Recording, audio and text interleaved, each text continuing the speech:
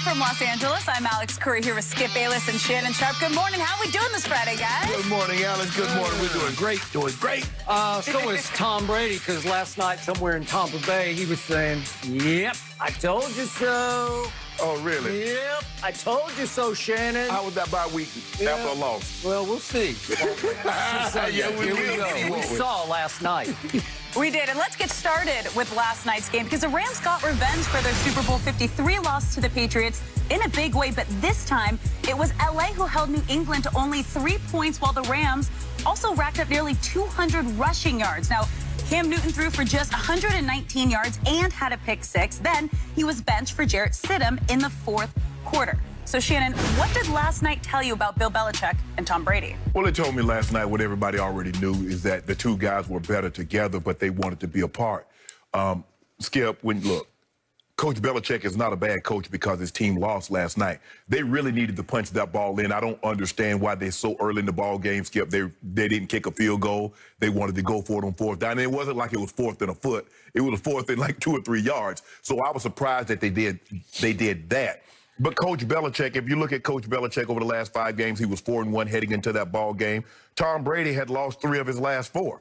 And he was 8 touchdowns, 7 interceptions, 62% completion with a 38-3 loss in there to New Orleans. And so he could have easily been benched, and no one would have thought had a second thought about it. But when you look at it, and people, it's quick to say, well, Cam do this and Cam. But I thought this team was devoid of talent last year.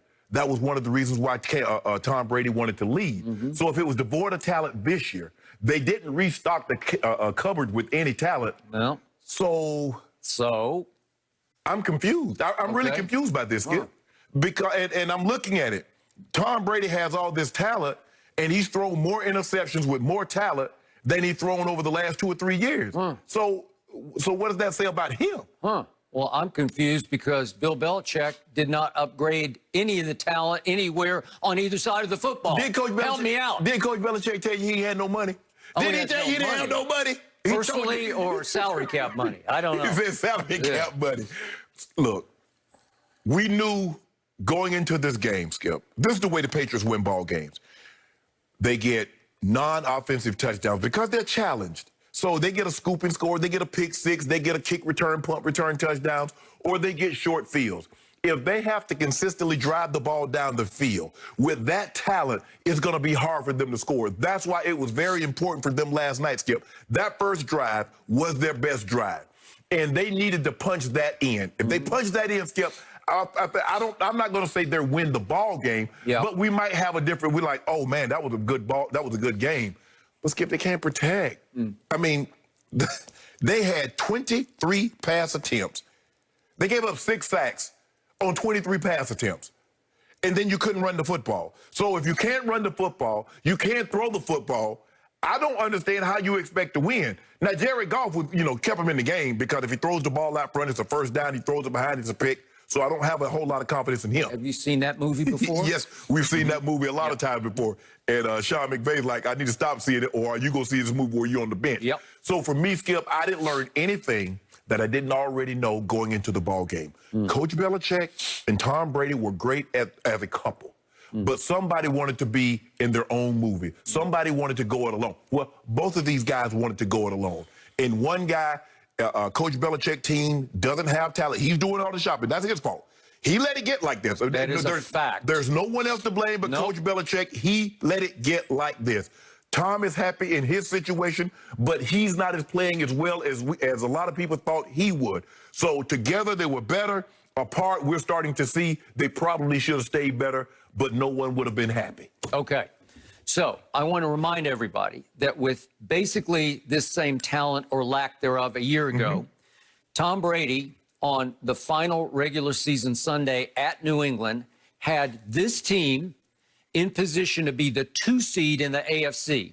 He went down and did what he always does in the fourth quarter, almost always, and he scored a touchdown on a long drive that put them ahead by 4 points. And here came, guess who? Fitzmagic against the vaunted defense of Bill Belichick, and Fitzmagic drove the Dolphins 75 yards and 13 plays, including a buzzer beater to Gesicki from 5 yards to win the game with a touchdown, not a field goal. They needed to score 7, and they did.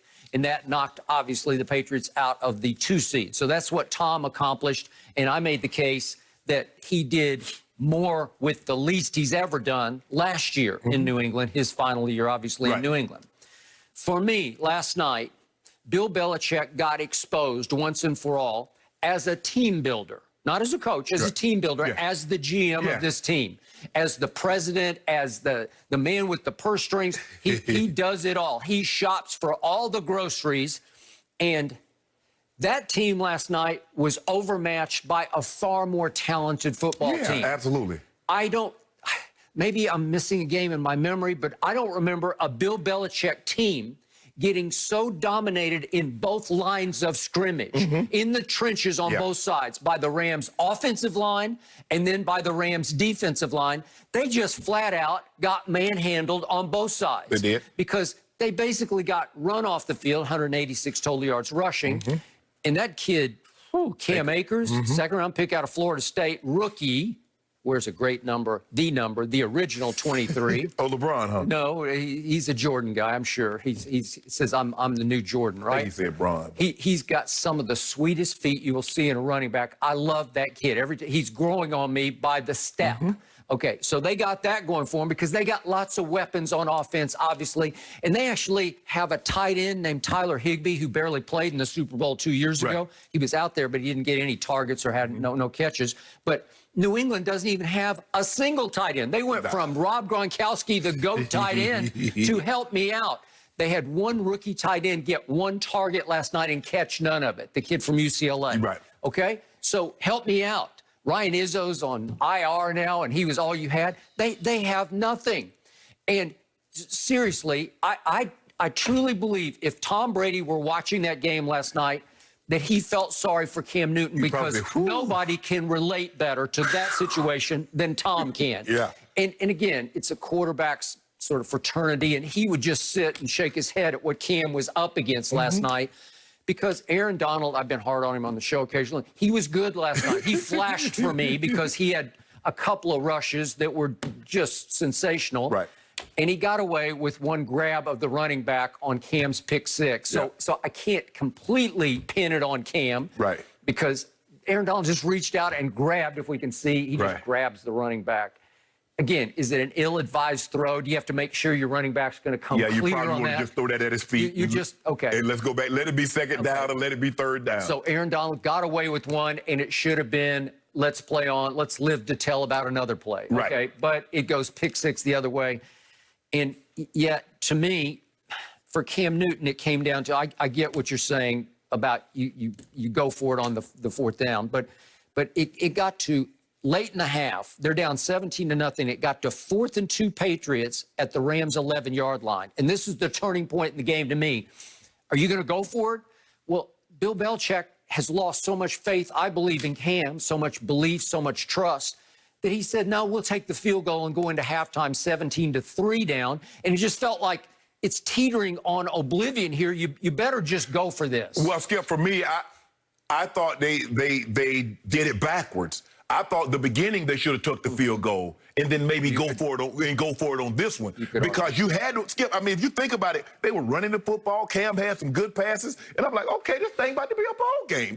Okay, we about to have something here. And then the next thing I know, I'm like, surely Coach Belichick's not going to go for it this early in the ball game. And Lord, Skip, what was that play, though? Was Cam supposed to run it? Was he supposed to pitch it? I mean, what was that play? Well, the problem is it got immediately blown up by the penetration because he had nowhere to go. Or no, they took the pitch man was covered.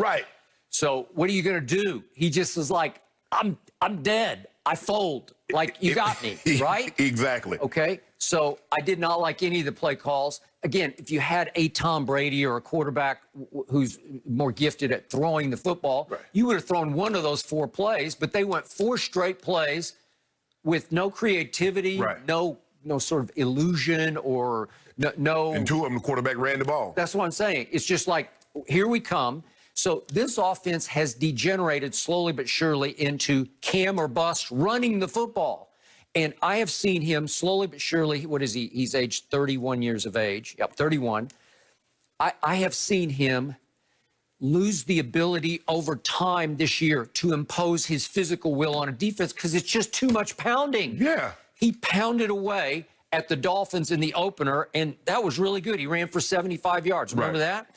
And then he got COVID, and he was out for effectively, because they had their bye week, 3 weeks. Right. And he came back against San Francisco at home, and he ran it really well. He had 76 yards rushing. Those were his 2 big rushing. So look at the whole year. He's only 3 carries behind Lamar Jackson for most carries of a quarterback, right? But his yards per carry have dwindled all the way under 4 yards, which ranks 17th among quarterbacks. Yeah, the thing is, when you have a quarterback, Skip, especially like Cam, and we consider a running quarterback, that needs to be 6 yards, 7 yards a carry. Have to. Because it's not like he's running it 30 times a game. Yep. And so if you look at Lamar, you look at his yards per carry. You look at Kyler, what his yards per carry is. Cam needs to be in